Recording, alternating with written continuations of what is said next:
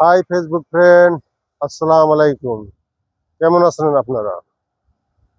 যে কথা বলি, আমাদের এই বাংলাদেশের কথা বলি।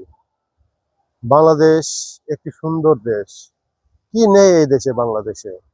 বাংলাদেশে আছে অনেক কিছু। বাংলাদেশে আছে নদী, বাংলাদেশে আছে ধান, বাংলাদেশে আছে পাট, বাংলাদেশে আছে চা, বাংলাদেশে আছে মাছ, বাংলাদেশে আছে অনেক গবাদি পশু, গরু, ছাগল, মহিষ, ভেড়া। একটি কথা না বললে নয়, আমাদের এই বাংলাদেশে আমরা শিক্ষিত শিক্ষিত হচ্ছি, শিক্ষিত হয়ে অনেক সময় বেকার হয়ে পড়ি আমাদের দেশে। তাই সরকারের উচিত এদেশে শিল্প কলকারখানা বাড়াতে হবে।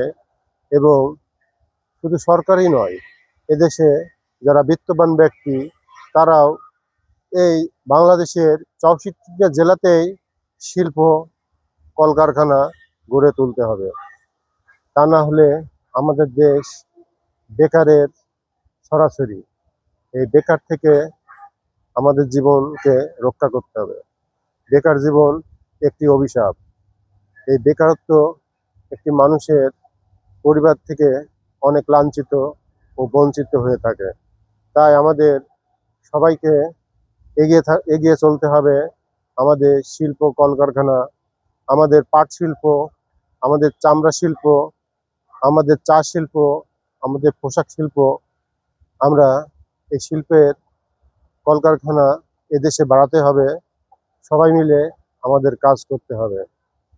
তাহলে এদেশ একটি উন্নত রাষ্ট্রে পরিণত হবে। যে দেশে যখন অভাব অনটন দূর হবে, বহির্বিশ্ব থেকে লোক এসে আমাদের দেশে এসে মাল আমদানি করবে, কেনাকাটা করবে, এদেশ তখনই লাভবান হবে।